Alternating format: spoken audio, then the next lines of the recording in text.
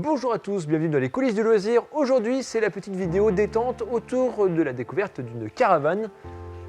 On est chez Univerneur Aérodrome qui a un hall intérieur dans lequel maintenant c'est un peu le labyrinthe. Alors attends, c'est laquelle?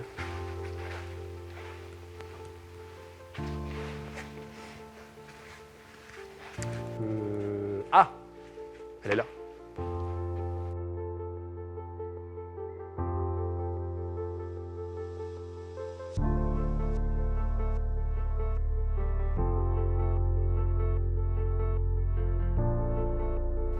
Cette caravane, c'est la Sprite Cruise. J'ai un doute sur la prononciation.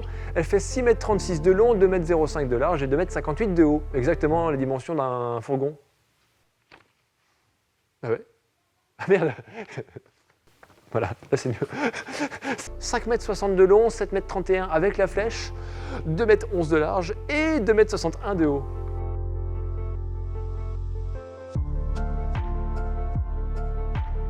Avec son PTAC de 1600 kg et sa charge utile de 275 kg, vous êtes maintenant prévenu au niveau du poids, ce qui vous permet d'envisager l'investissement. Car on le verra plus tard, il y a un bel investissement quand même.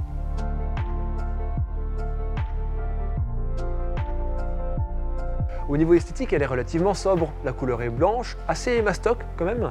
Et on a aussi une décoration qui n'est pas sans rappeler le chocolat caramel. Ça donne un petit peu faim alors qu'on est en période de fête, à l'heure où on tourne cette vidéo, mais ce n'est pas le sujet. On a aussi et surtout un système anti-lacet et freinage assisté qui est proposé par la société Alco, un gage de qualité.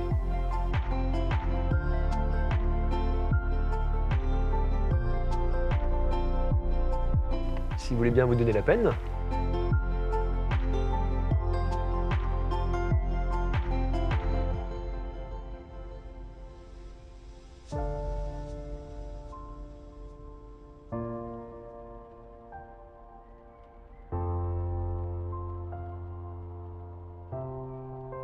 à l'intérieur, l'implantation est relativement classique, mais on a tout de même une longueur qui autorise un joli salon, comme ici, avec deux banquettes qui se font face, on peut tenir facilement 4 personnes.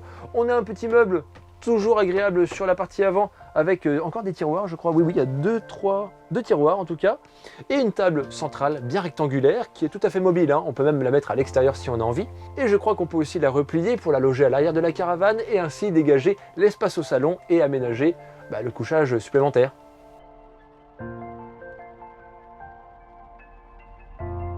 Au niveau de l'éclairage, on a allumé tout ce qui est présent dans la caravane, on est branché au secteur, parce qu'à l'extérieur, on est dans un hall finalement, donc la lumière naturelle n'est pas folle.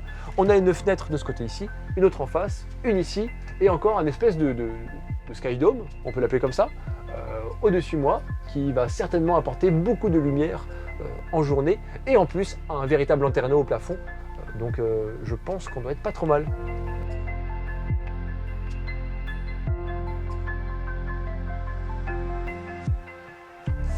Heureusement, ils ont mis de quoi occulter partout. Je vérifie quand même parce qu'on ne sait jamais. Hein.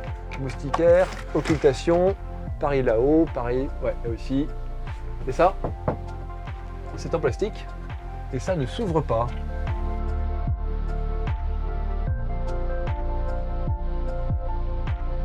On passe maintenant à la cuisine. Alors là, très clairement, ça ressemble à une kitchenette qu'on aurait dans un joli studio quand même, parce qu'on a une plaque de cuisson. Ah, ça c'est bien. 3 feux au gaz et une plaque électrique. Donc ça c'est pratique si on est connecté au secteur. Donc clairement la partie la plus remarquable, finalement c'est le four, ou je devrais dire plutôt les fours, parce qu'on a une grande porte et une petite. Comme ça on met la pizza d'un côté et puis la dinde de l'autre. Au niveau de l'évier, il est relativement spacieux. C'est assez rare d'avoir des modèles aussi larges. Ici ils se sont donné le luxe d'avoir une belle cuisine. Les plans de travail, alors il n'est pas fou. Ah si, on a une extension quand même qui est ici. Tu la vois à la caméra là? Donc on a une extension, ça permet de venir compléter le manque éventuel. Parce que bon, si on a de la grosse cuisine à côté, il faut avoir du beau plan de travail. On a aussi la table au milieu de toute façon. Autre élément qu'on a vu depuis le début mais qui s'ajoute au four, c'est le micro-ondes. Parce que là aussi c'est souvent un accessoire qui n'est même pas disponible en option dans les camping-cars, que les gens vont ajouter par eux-mêmes. Mais là, du coup, ils ont prévu un emplacement dédié au milieu qui est plutôt bien conçu. On a les 2 petits placards sur les côtés. Dessous, on a quoi? Rien. Les lumières, voilà. Donc entre le four micro-ondes et la plaque de cuisson et les 2 fours, clairement on suppose que la clientèle va pouvoir vivre à l'année dedans, ou en tout cas pour des longues périodes. Aussi les gens du voyage, techniquement, s'il y en a parmi vous, dites-moi si les caravanes Sprite font partie de votre environnement. Est-ce qu'il n'y a pas d'autres aspects qui seraient bloquants? Mais en tout cas, c'est sûr qu'ici, on peut certainement manger, réchauffer, cuisiner sans problème. On aperçoit quelques prises de courant par-ci par-là, c'est correct, il y en a bien à la cuisine, il y en a dans le salon. Non, si je garde mes lunettes, je verrai mieux. Voilà. On a abordé tellement d'éléments que j'ai cru qu'on avait fait le tour, mais non, c'est pas fini. C'est pas fini, messieurs, dames, regardez-moi ça. Un frigo, qui s'ouvre pas du bon côté par rapport à la caméra, mais bon, c'est un frigo somme toute classique à l'intérieur. Il a une contenance de 98 litres et fonctionne par absorption. Des placards, qui ne sont pas amortis, donc il faut les retenir, autrement ça fait clac. Et j'en connais qui vont être réveillés pendant la nuit. Ce qui est intéressant, c'est ce petit meuble d'entrée et cette plateforme qui est a priori prévue pour poser la télévision. Et l'astuce, alors pour moi c'est nouveau, mais pour ceux qui sont caravaniers depuis longtemps, peut-être que ce principe de retourner la télé pour aller dans la chambre fait partie des communs. Dites-moi dans les commentaires, là aussi, que je sois un petit peu moins inculte à la fin de cette vidéo. Tu vois ce petit placard au centre là, c'est une porte. On a d'un côté un porte-épices, tout ce qu'on veut en fait. Ici, un petit tiroir. Et là j'aperçois, ça c'est la plaque en plastique, c'est l'égouttoir pour mettre par-dessus l'évier, pour faire égoutter la vaisselle. Ce que j'aime bien, c'est quand il prévoit d'office le rangement dédié pour ces petits accessoires qui pourraient se balader sur la route. Et on voit qu'il y a eu une petite attention qu'il faut évoquer. Passons maintenant à la chambre, un lit à la française, assez classique pour les caravanes. Et qu'est-ce qu'il faut dire? C'est classique, et c'est à la française, voilà.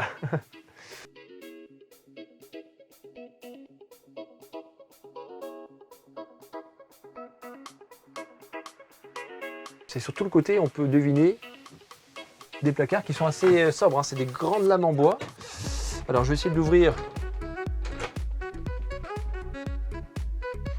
Alors, ouais, comment on va faire pour filmer ça? Je me mets à la place du client. Non, pas du client, ça fait péjoratif, de l'utilisateur, s'il vous plaît. En même temps, je ne suis pas vendeur, donc je dis un peu ce que je veux. Alors, attends, tu veux ouvrir? C'est pas pratique. Tu te mets là, ok?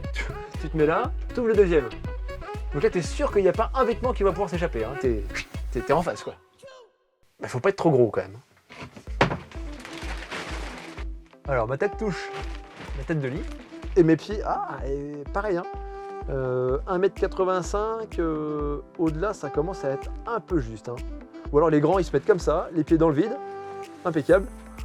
Ou alors à travers le trou. Non, mais après, t'as un décalage de 10 cm, c'est pas possible.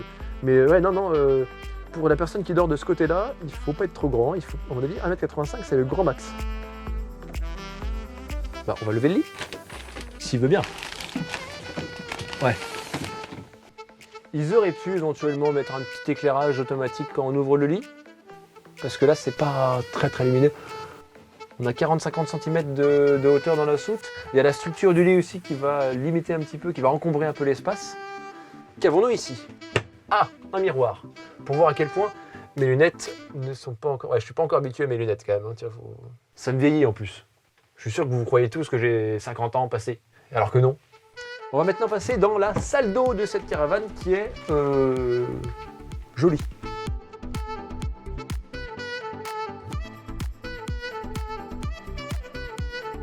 On a tout d'abord un deuxième miroir face à ce petit lavabo qui est il est intégré au plan de travail, mais il dépasse sur la moitié du plan de travail. C'est original. Et ça prend pas trop de place, du coup ça permet d'avoir une sensation de passage au sol qui n'est pas vilaine. On a un toilette qui est aussi accessible, on a un peu d'espace autour. Encore une fois, les personnes bien portantes y trouveront un peu de confort. C'est des supports, parce que si on veut mettre un porte-vélo à l'arrière de la caravane, il y a déjà les ancrages d'origine. Il y en a un en haut, un en bas. Il doit en avoir 4 en tout, mais ils sont cachés. Le petit placard de rangement, du rangement un petit peu dessous l'évier. Ça reste assez épuré, mais ce que j'aime bien, c'est la sensation d'espace. T'es pas vraiment dans un truc rikiki. Ça semble assez agréable. Et puis la douche. Ah ouais, voilà, la douche là. C'est comme à la maison. Hein.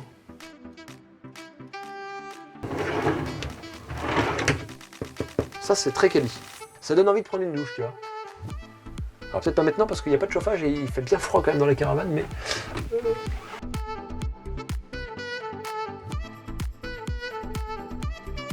Ça nous fait un petit tour de caravane qui est, ma foi, sympathique. Je ne connais pas le niveau de gamme de Sprite parce qu'en fait, je suis un peu mitigé. On a vu la Basecamp 2 qui est assez onéreuse par rapport à sa taille et par rapport à ses prestations. Là, on est dans une autre gamme de chez Sprite, certainement supérieure. Au niveau tarif, on va le voir plus tard, c'est un tarif qui dépasse les 30 000 €, donc elle est en concurrence avec les grandes hobbies, avec toutes les caravanes qui sont sur ce créneau. Donc il faut être critique en fait, parce que si on paye cher, il faut avoir du résultat à bord.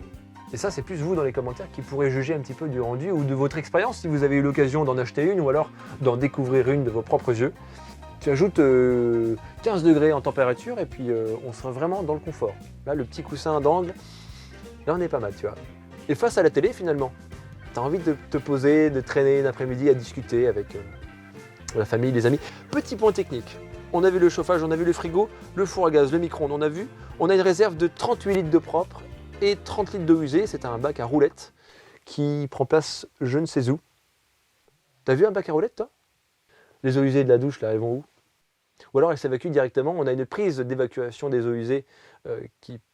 ça pourrait être ça, justement, qu'on a aperçu à l'extérieur tout à l'heure. Donc voilà. Maintenant, il faut annoncer le prix. 33 900 €. Donc autant chez Hobby, j'ai 2-3 repères et pas mal de hobbies dans le showroom pour comparer l'une avec l'autre. Autant celle-ci, c'est la seule qui est dans le showroom. Donc on est dans une tranche assez élevée. C'est une grande caravane. L'équipement, alors j'ai pas été surpris non plus. C'est pas quelque chose qui me semble très luxueux. Alors, à mon avis, c'est la cuisine qui vient gonfler un petit peu la note parce qu'on a effectivement là tout l'équipement, la largeur, la prestation si on veut faire de la grande cuisine. Mais autrement, pour le reste, ça me semble d'un niveau, on va dire, classique. Voilà. Je sais pas trop qu'est-ce que je peux dire de plus. C'était la petite découverte du jour. Je rappelle, c'est la Sprite Cruiser. J'ai pas dit le modèle, mais bien sûr, c'est la Sprite Cruiser 495 SR. Voilà, c'est ce qui clôturera cette vidéo. N'hésitez pas à vous abonner à la chaîne, à laisser des commentaires pour réagir, parce que là, c'est vraiment de la réaction presque en direct. Moi, je n'ai rien préparé à l'avance, si ce n'est que mon petit papier mal fichu. Je vous dis à très bientôt pour une prochaine vidéo dans les coulisses du plaisir.